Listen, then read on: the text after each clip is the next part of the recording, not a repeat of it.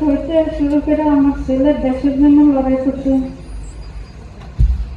সাকিব ভাইয়ের লগে একসাথে পৃথিবীর মানুষই দেখছে, বাংলাদেশের মানুষই দেখছে। আমার ছেলে লড়াই করে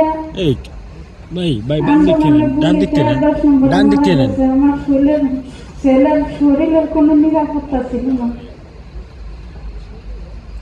আমার ছেলে যে 11 মাস মারা গেছে, আমার ছেলে হারেরও কোনো নিরাপত্তা নাই। বাংলাদেশে থানা কম, জেলা কম, যত নেতা কেতা আছে, কোর্টের আইন আদালত আছে, সবাই দেখছে বাংলাদেশের মানুষ গুলি খেয়া, বাংলাদেশের ছেলেগুলো গুলি দিয়া মারছে, গুলি খেয়া মারা গেছে। তবুও তাগো কোর্টের আইন আদালতে কোনো নিরাপত্তা নাই।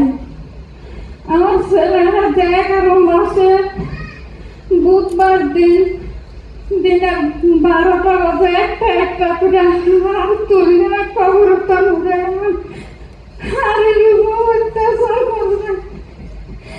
আমি যে 11 মাস হয়ে গেছে, কেউ কাছে একটু বিচার পাই না। আমার ছেলের বিচার কিছু হয় না।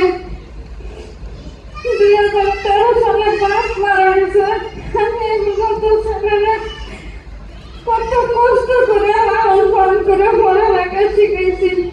দুনিয়া বাংলাদেশের মা বোনের, বাংলাদেশের মানুষের নিরাপত্তার জন্য আমার ছেলে যুদ্ধ করে মারা গেছে। আমার ছেলেরা হারেরও নিরাপত্তা দিল না বাংলাদেশের মানুষের। কোটায় আদালত দেখে যে সন্তানে করে কিভাবে পাখির মতো গুলি কিনা মারছে। আমার ছেলে হাড়গুলি উঠে যায়, কি সমস্যা ছিল।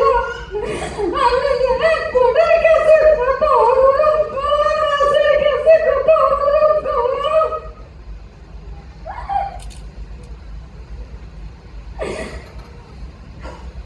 হাড়গুলি পুড়ে পুড়ে উঠে তদন্ত করে আমার ছেলে কি ঢাকায় ছিল, দেশে না খুলি ছিল। দেশের মানুষের নিরাপত্তা লাগে না।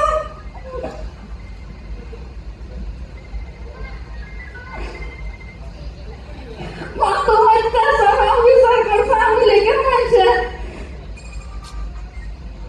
দেশের নিরাপত্তার জন্য রাস্তায় নামিয়া লড়াই করিয়া শরীরের নিরাপত্তা পাই না, হারেরও নিরাপত্তা আমি পাইলাম না। আমি যেন এটার সঠিক বিচার পাই আইনের কাছে, বাংলাদেশের মানুষের কাছে।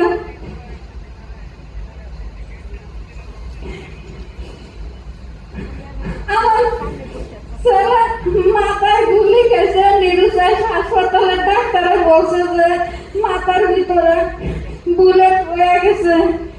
একটু একটু করে হাত টুকাইয়া কবরস্থান উড়াইছে, বুলেট কি হয়তো না। নিরুচাই হাসপাতালের অনুরোধ করছে